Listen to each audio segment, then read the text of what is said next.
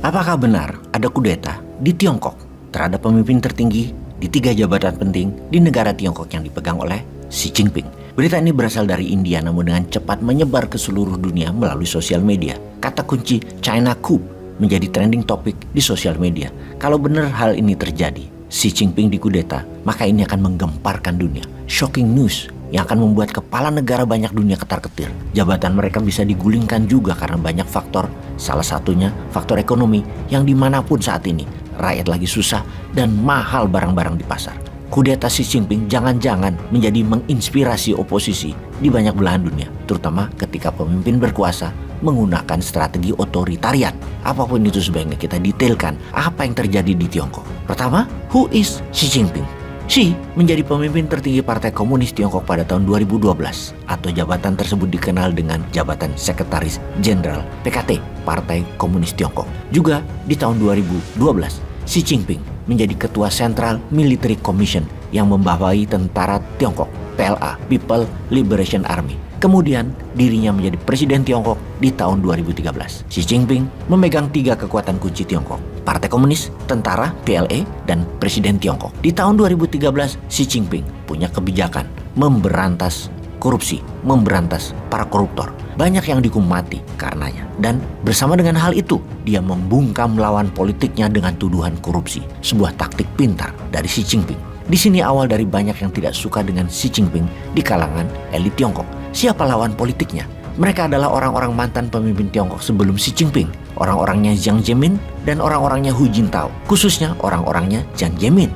Sekedar mengingatkan bahwa dalam 40 tahun terakhir ada 1.100 bilioner atau pengusaha triliun rupiah nilainya di Tiongkok. Banyak yang jadi karena kebijakan Jiang Zemin yang mengatakan biarkan swasta menjadi kaya dan makmur. Mereka juga patriot. Dan kemudian dengan kemudahan serta kebijakan Jiang Zemin tersebut membuat banyak pengusaha Tiongkok menjadi bilioner tingkat dunia. Salah satunya Jack Ma.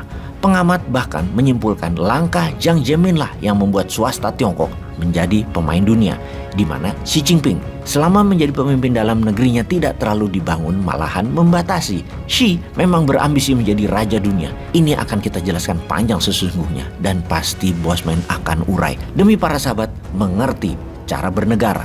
Bagaimana nanti kita bisa tiru apa yang seharusnya dilakukan di dalam negeri Indonesia. Bagaimana misalnya dulu di Tiongkok Deng Xiaoping dan Jiang Zemin dan menaklukkan dunia ala Xi Jinping. Kita harus pelajari supaya kita paham. Sebagian langkah Tiongkok ini pantas Indonesia tiru.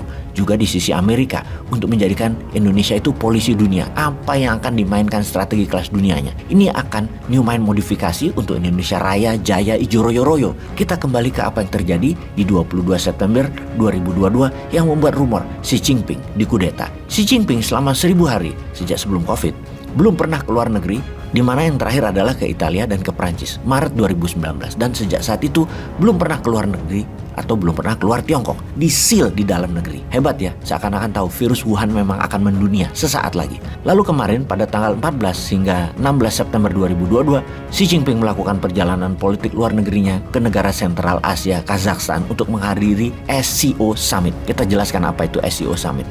SCO adalah Shanghai Cooperation Organization atau Pakta Shanghai, merupakan sebuah organisasi antar bangsa di kawasan Asia yang dianggotai oleh China atau Tiongkok, Rusia, Kazakhstan, Kyrgyzstan, Tajikistan, dan Uzbekistan.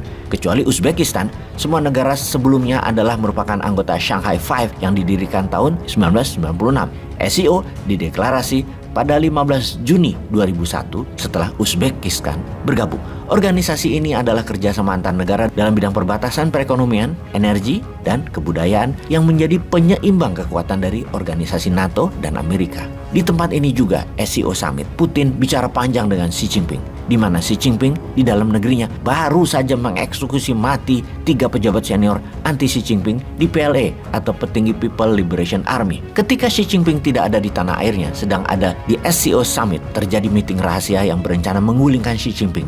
Terjadi di Politbiro PKT Partai Komunis Tiongkok. 16 September, sebelum acara summit selesai, Xi Jinping bergegas balik ke Tiongkok. Setibanya di airport, Xi Jinping disambut sejumlah pasukan militer, dan sejak saat itu kejadiannya tidak jelas apa yang terjadi terjadi di Tiongkok. Dalam beberapa hari setelahnya, 65% keberangkatan pesawat di-cancel dan ini menjadi tanda tanya besar. Hingga saat ini belum ada jawabannya. Apa yang terjadi? Mengapa pesawat banyak yang di-cancel perjalanannya? Apakah Xi Jinping jadi tahanan rumah yang dilakukan oleh lawan politiknya? Atau dia diselamatkan oleh pendukungnya? Ada gerakan menarik di tanggal 22 September yaitu konvoi militer ke Beijing dengan panjang puluhan kilometer. Ada apa lagi ini? Ada hal yang perlu diperhatikan. Sehari sebelumnya pada tanggal 21 September dalam pertemuan penting di Central Military Commission kemarin, sosok Xi Jinping tidak ada. Hanya sosok Zhu Qiliang dan Zhang Youjia, petinggi Politbiro PKT dan Vice Chairman serta Military Commission saja yang muncul dan memberikan pidatonya. Ini menjadi banyak tanda tanya bagi pengamat. Mengapa Xi tidak ada? Di mana sejak pertama kali dirinya menjabat di tahun 2013 hingga saat ini, dirinya selalu ada dalam rapat tersebut yang merupakan bagian dari Kongres Partai Komunis Tiongkok sebentarnya. Bulan September 2022 akan ada Kongres Partai Komunis Tiongkok di mana Xi Jinping diagendakan akan menjadi Presiden Tiongkok periode ketiga. Setelah Kongres tersebut, di mana Xi Jinping di tahun 2018 membuat keputusan bahwa tidak ada batasan jabatan Presiden Tiongkok, bisa seumur hidup selama Kongres Partai Komunis seseorang diputuskan menjadi presiden. Xi Jinping mendesain dirinya untuk ketiga kalinya menjabat Presiden Tiongkok. Apakah benar ada kudeta atau tidak? Indonesia harus waspada. Jangan hanya terinspirasi untuk terus menjabat, buat rakyatnya juga harus ada. Juga buat negaranya Indonesia harus ada. Menjadi negara nomor 1 di dunia di tahun 2045.